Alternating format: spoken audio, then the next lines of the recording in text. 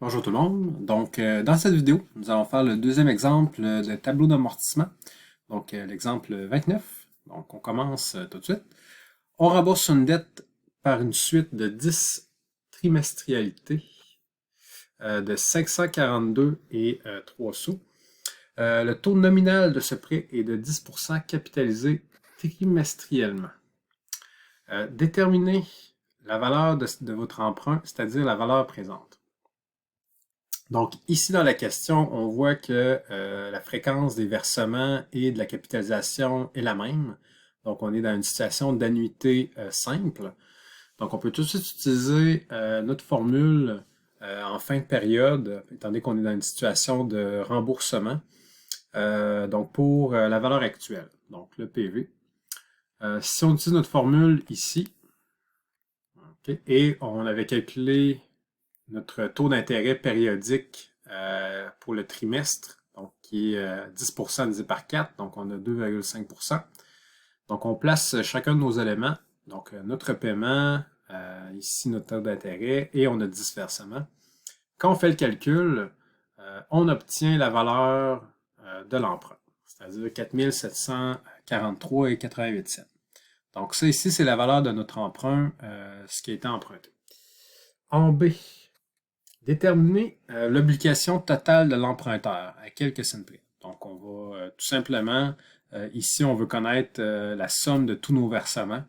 Donc, étant donné qu'on a 10 versements, on peut tout simplement multiplier le 542 fois 10 et on obtient 5420 et 30 dollars. C'est ici qui est notre obligation totale de l'emprunteur.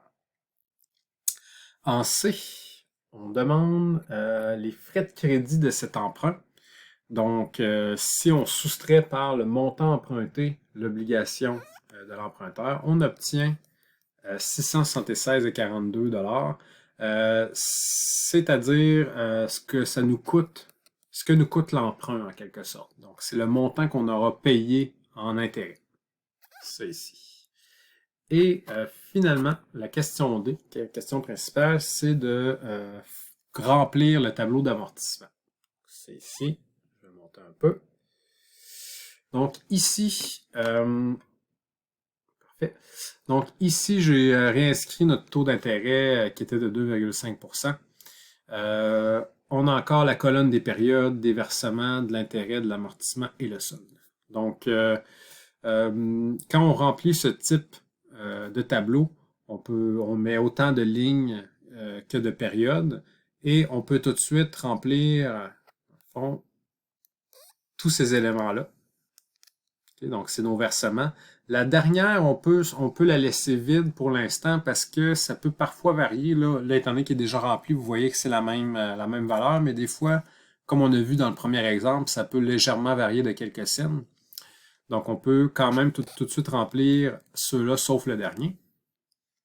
Et là, on peut commencer les calculs. Donc, petit rappel, le solde de notre emprunt, on calcule 2,5%. Ça nous donne le 118,60. Donc, ici, on a souvent des petits arrondissements à la scène près qu'on doit effectuer. On soustrait du 542 et 3 sous, on soustrait le 118,60. Ça nous donne ce montant-ci qui va nous permettre d'amortir une partie de la dette. Donc, le solde, on y soustrait le 423,43. Et on a un solde qui est maintenant plus petit parce qu'on a déjà payé une partie de son solde et ainsi de suite. Donc, si je continue, disons, avec notre couleur, donc on continue ainsi de suite. Donc, 2,5% de notre nouveau solde. On a un plus petit montant d'intérêt. Donc, ça, c'est l'intérêt qu'on va avoir payé durant ce deuxième trimestre-là.